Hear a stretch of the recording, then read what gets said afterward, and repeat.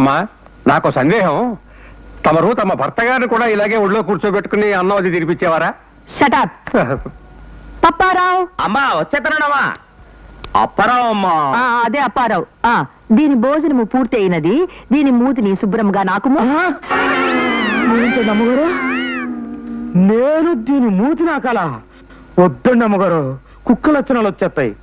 అప్పుడు మీరు దీంతో పాటు నన్ను కూడా ఉంచుకోవాల్సి వస్తుంది, పెంచుకోవాల్సి వస్తుంది. దీని మూతి నాకడం తప్ప ఏ పనైనా చెప్పని చేస్తాను.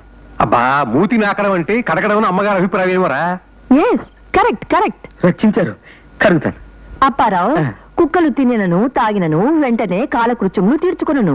దీన్ని బయటికి తీసుకువెళ్ళుము. కాలకృత్యములు తీరిన వెంటనే శుభ్రముగా కడుగుము. మేనేజర్ గారు, ఎందుకు ఇతను అంతగా సుఖించుచున్నాడు? దాన్ని సుఖించడం అన్నది తల్లి, దుఃఖించడం అంటారు. అటులనా?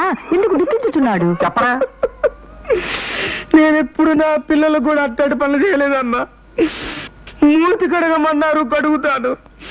ఆ రెండో పని మాత్రం నా వల్ల కాదు. నీ వల్ల కాకపోతే వెంటనే డిస్మిస్ చేయదును. చేస్తానమ్మా, కడుగుతాను.